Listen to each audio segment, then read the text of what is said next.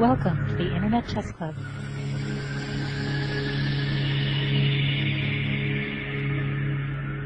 Checkmate. Hello everyone and welcome to my series of openings.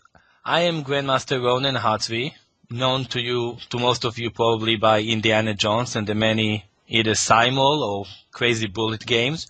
But this time we're going to focus on some serious openings, and I'm actually going to start my many lectures regarding the Slav opening. Today the Slav is by far the most playable opening for black after d4, d5.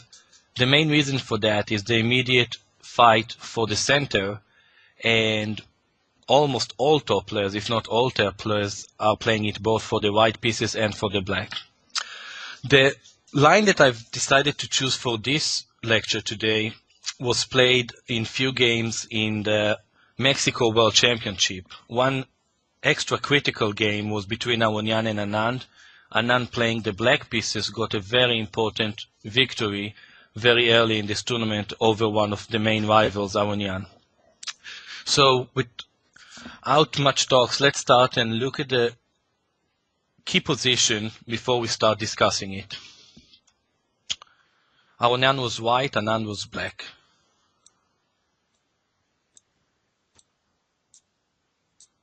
This is the Slav opening. There are so many different variations and possibilities here, but let's focus on what actually happened in that game. Knight c3, e6, bishop g5. This is either the Botvinnik line or the Moscow line. A very sharp reply by black is immediately playing d takes c4. A more solid one, which, as you can see by this game, is also not a very solid one, can come after h6. Here white actually faces two possibilities: either bishop take knight immediately, or, as was played in this game, bishop h4, d takes c4, e4, g5, bishop g3, b5, bishop e2, bishop b7, h4. Another main possibility is castle, that was played by Kramnik a few times, and we're going to focus on that too. But for now we are at h4, g4, knight e5, h5. This is our first critical position.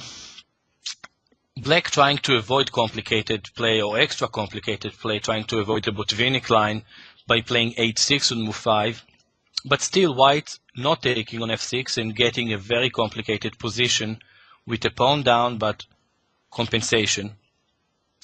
The main move today in this position is castle, as was played in this game, but another very important possibility to check is f3, as was played in many strong games, especially a very important game between Kasparov and Dreyev in 2004.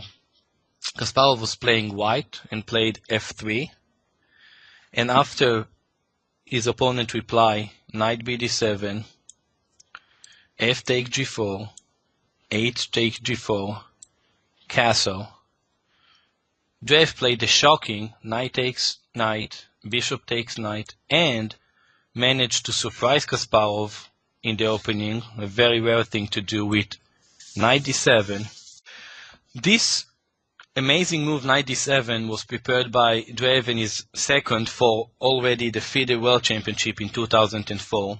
The first chance he had to play it was against Kasparov in Moscow. Kasparov replied with bishop take rook, queen take h4. Black is a full rook down, but the threat of g3 and queen h2 mate cannot be stopped only by bishop take pawn, queen take bishop. And for the exchange down, black has great compensation. Kasparov played e5. In the game between Kasparov and Dreyev, Dreyev followed with knight takes pawn, which is a mistake. And after d takes knight, bishop c5 check, rook f2, queen take e5,